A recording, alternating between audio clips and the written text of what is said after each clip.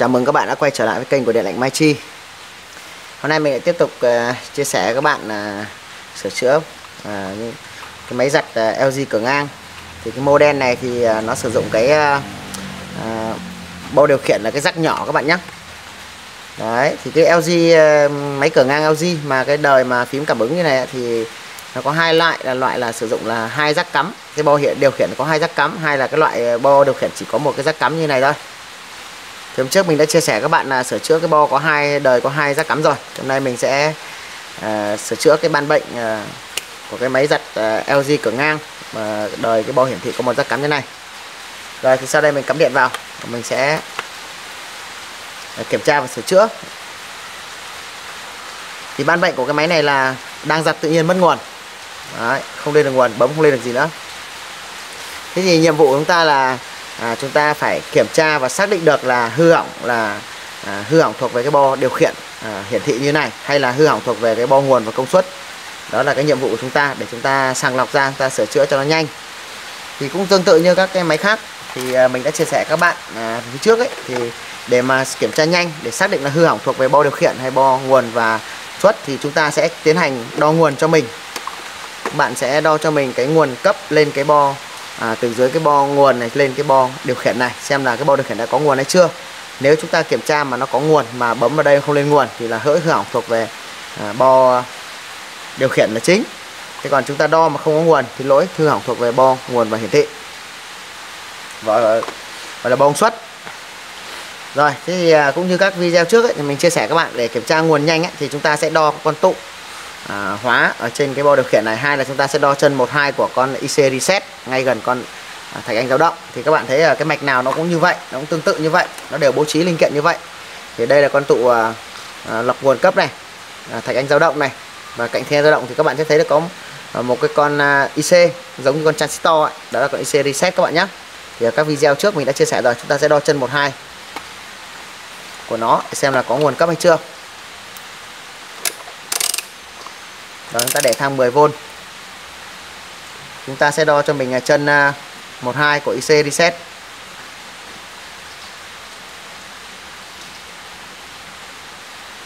Rồi, chúng ta đo chân 1-2 của IC reset này mà thấy đồng hồ là gì? Không có điện áp, không lên điện áp. Như vậy là chúng ta tạm thời xác định là hư hỏng thuộc về là gì? Cái bo nguồn và công suất.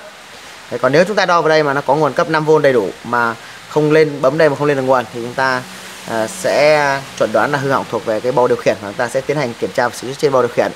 Thì trong cái trường hợp này chúng ta đo không có nguồn thì chúng ta xác định là hư hỏng liên quan tới bo nguồn và công suất, đặc biệt là cái khối nguồn ở đây. Thì chúng ta sẽ tiến hành tách sàng lọc và tách cái ban bệnh ra, và chúng ta sẽ cắt mạch để kiểm tra cái bo nguồn và công suất ở dưới này xem nó hư hỏng cái gì. Đặc biệt là khối nguồn, chúng ta sẽ kiểm tra khối nguồn là chính. Rồi mình sẽ rút điện ra đã.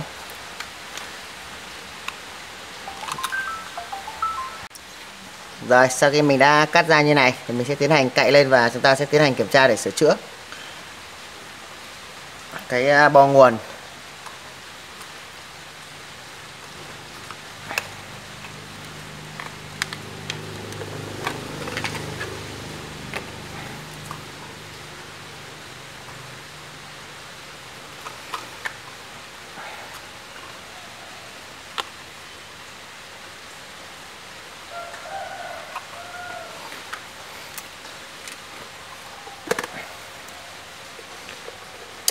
Ta sẽ kiểm tra nhanh xem các là cái nguồn thứ cấp. Chúng ta sẽ đo xem là các cái nguồn thứ cấp ở đây nó đã có nguồn ra hay chưa, đặc biệt là 3 con tụ to ở đây chúng ta sẽ đo cho mình. Đấy, ba cái nguồn của nó. Rồi chúng ta sẽ kiểm tra xem là nó đã có nguồn hay chưa.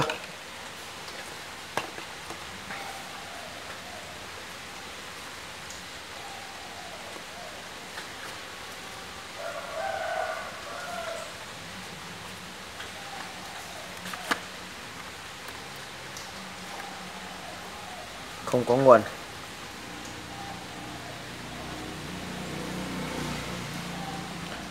Cả ba nguồn đều không có các bạn nhé. Cả ba nguồn đều không có nguồn. Khi cả ba nguồn đều không có nguồn thì chúng ta sẽ đo cho mình xem là ở cái tụ lọc nguồn, ở cái tụ lọc nguồn này chúng ta xem là có nguồn hay không. Có 300V này, có 300V rồi đúng không ạ. Chúng ta sẽ rút điện ra cho mình. Ta sẽ rút phích ra.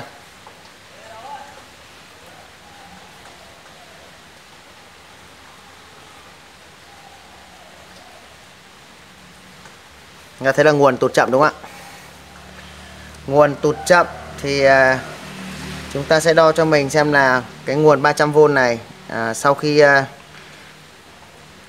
chạy qua cuộn sơ cấp của biến áp thì chúng ta sẽ xem là nó đã đến chân IC nguồn hay chưa. Chúng ta sẽ đo cho mình xem là cái nguồn 300V này nó sẽ chạy đến đây, đi vào chân của biến áp vào chân này, rồi nó sẽ ra cái chân nó sẽ ra chân này các bạn nhé. Thường là ra cái chân này.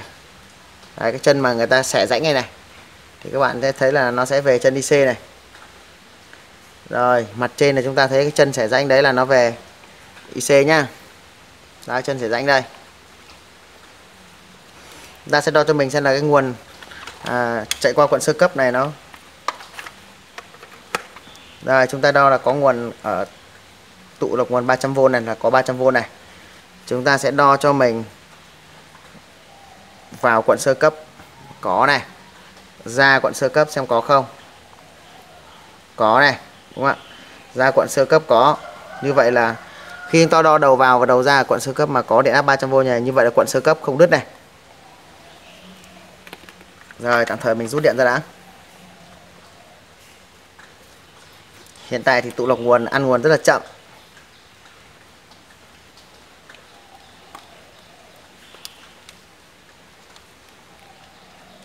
Ta sẽ xả điện đi. Đó, ta sẽ xả điện đi. Rồi, ok. Sau khi mình đã đào qua cái keo để mình đo đếm cho nó dễ, cũng như là chia sẻ cho các bạn là chúng ta quan sát rõ hơn. Phía đằng sau này thì mình chưa có đào keo. Đấy, phía đằng sau này mình chưa cậy keo.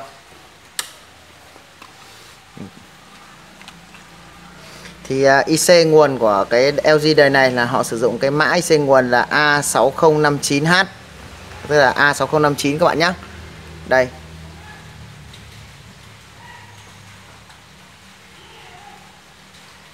A6059. Thế thì mình đã lần mạch rồi thì mình sẽ chia sẻ cho các bạn để anh em nào chúng ta chưa biết ta tham khảo thêm. Thì cái chân IC nguồn này thì nó có tổng cộng là 8 chân, thì nó khuyết một chân, đúng không ạ? Khuyết chân số 6. Thì chân số 7 số 8, 78 thì các bạn nào tra datasheet ấy, thì chân 78 là chân gì? Là chân D. Đấy, chân 23 là chân S, tức là 23 là chân mát. Còn 78 là chân D, là cái chân mà cái nguồn 300V ở con tụ lọc nguồn này nó chạy qua cuộn sơ cấp của biến áp xung rồi về chân 78. Rồi chân số 5 là cái chân VCC, tức là cái chân mà cái nguồn để mà sau khi cái biến áp nó hoạt động thì nó sinh ra một cái nguồn để quay về để duy trì. Đấy, người ta gọi nguồn này gọi là nguồn duy trì dao động. Rồi chân thứ 4 là chân nhận tín hiệu phản hồi từ phía gì? IC quang cũng như là phần dò sai thứ cấp. Ở chân 1 của nó thì có một con điện trở thoát mát. Điện trở thoát mát là nâu xanh nhũ vàng, tức là 1,5 ohm. Nâu lục ấy, nâu lục nhũ vàng, tức là 1,5 ohm. Rồi. Thì sau khi mình đã đào ra như vậy rồi. Đây, mình kê này cao cao chút xíu chúng ta đo cho nó dễ. Đấy gì kê. Đây. Mình kê lên cao tí xíu cho các bạn chúng ta dễ quan sát. Thì như các bạn đã biết đấy, chân 78 là chân D đúng không ạ? Chân 23 là chân S, tức là gì? Chân mát. Thì chúng ta sẽ kiểm tra sơ qua xem là cái con sò chính ở trong IC nó đã có bị chạm chập hay không. Thì chúng ta bằng cách là chúng ta sẽ đo cho mình ở cái chân 78 và chân 23. Đo và đảo chiều quay đo. Nếu kim lên hai chiều là bị chập IC. Chập con là chập bên trong IC. Chúng ta đo và đảo chiều quay đo là một chiều lên một chiều không lên. Tạm thời là cái gì? Tạm thời là cái linh kiện chính ở trong IC không bị chạm chập các bạn nhé. Thì các bạn lưu ý cho mình ở chân 1 nó có một con điện trở thoát mát là 1,5 ohm ấy. Đấy, chúng ta đo và đảo chiều quay đo ở chân D và chân S mà một chiều lên một chiều không lên thì tạm thời là cái linh kiện chính ở trong IC, tức là con sò trong IC nó chưa bị chạm chập. Còn nếu nó lên hai chiều là bị chạm chập và chúng ta phải thay IC luôn.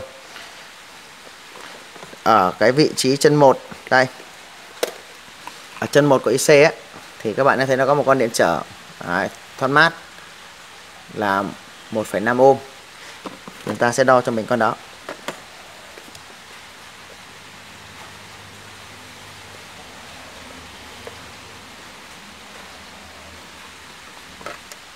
Nó khá là khó đo nhỉ, vì nó nằm trong hốc. Đây, mình đo là không thấy nó lên nữa. Đó, mình đo là không thấy lên nữa. Như vậy là đứt con điện trở 1,5 ohm này rồi. Đứt con điện trở 1,5 ohm rồi. Thế thì mình sẽ nhấc con điện trở ra và mình sẽ kiểm tra lại.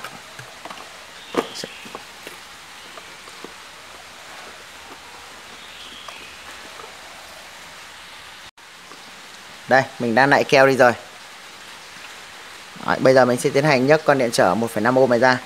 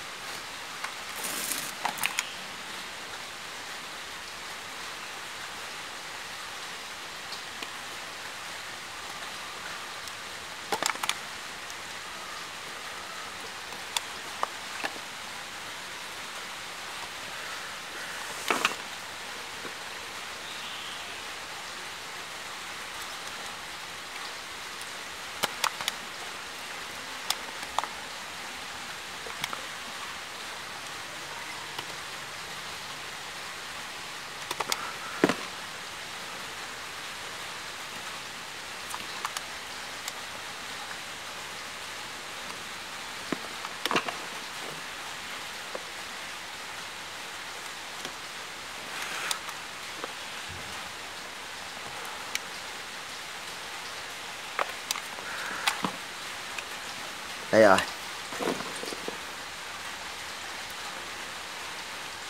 Wow, con điện trở này bị nổ phần dưới các bạn nhé. Đây, mình quay gần cho các bạn xem này.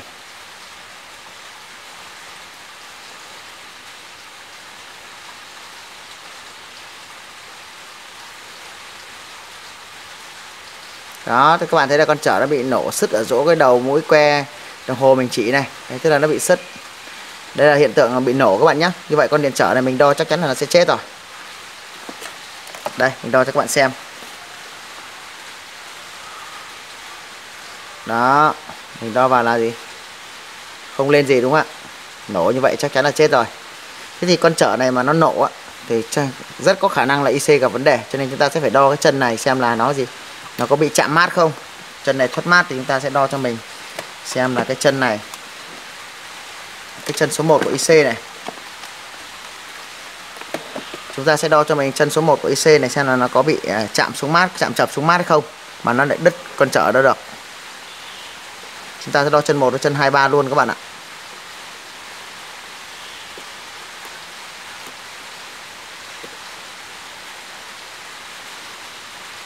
Đo chân 1, chân 2, 3 các chân khác xem nó có chân 1 này có bị chạm chập xuống không. Đó, mình đo là không thấy lên, như vậy là không thấy nó chạm chập. Tuy nhiên là chúng ta sẽ kết luận là bên trong nội tạng của con IC này là gặp vấn đề rồi. Có thể nó bị hư hỏng IC dao động ở bên trong IC các bạn nhé. Tuy nhiên là cái phần con sò nguồn ở bên trong thì chúng ta đo là thấy là gì, nó không bị chạm chập. Tuy nhiên có thể là nó bị hư hỏng con IC dao động nằm ở bên trong con IC nguồn. Như vậy chúng ta phải thay IC nguồn mới có hy vọng là sửa được.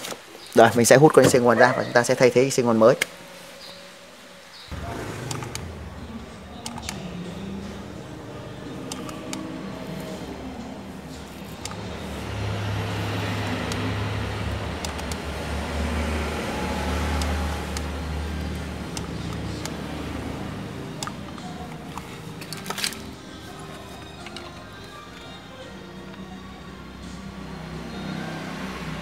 Rồi sau khi thay IC xong thì mình sẽ cấp nguồn để chúng ta kiểm tra xem nó đã có nguồn cấp chưa.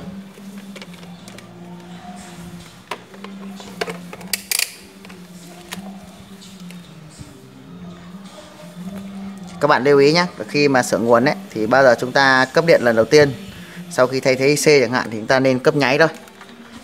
Thì theo cái kinh nghiệm của mình là như vậy.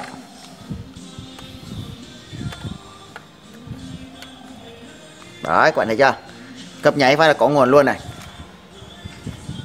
Mình sẽ đo cái chân bên này là bao vôn này. Đấy các bạn nhá. Ok. Sau khi cấp nháy cái mà các bạn thấy là có nguồn luôn đúng không?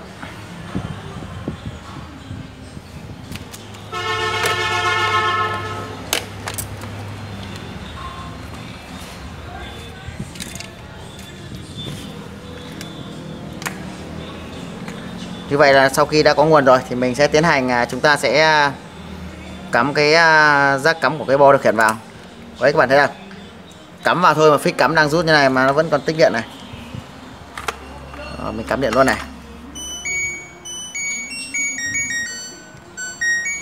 Rồi như vậy là có nguồn luôn.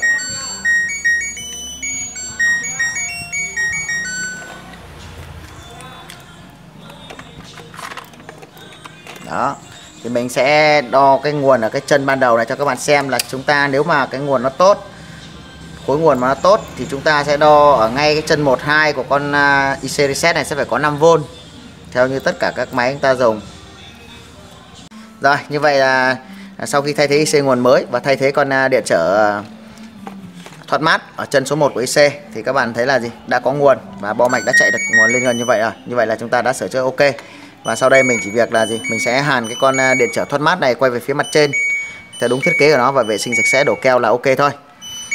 Rồi, như vậy vừa rồi là mình đã sửa chữa trực tiếp một cái bo mạch máy LG cửa ngang bị bệnh ban bệnh mất nguồn.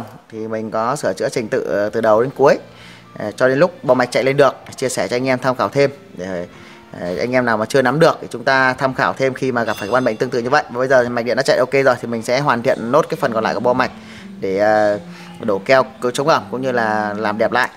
Thì mình cũng xin kết thúc cái video chia sẻ tới đây. Xin chúc tất cả các bạn chúng ta sẽ sửa chữa thành công khi gặp phải cái ban bệnh tương tự như cái ban bệnh của cái máy này.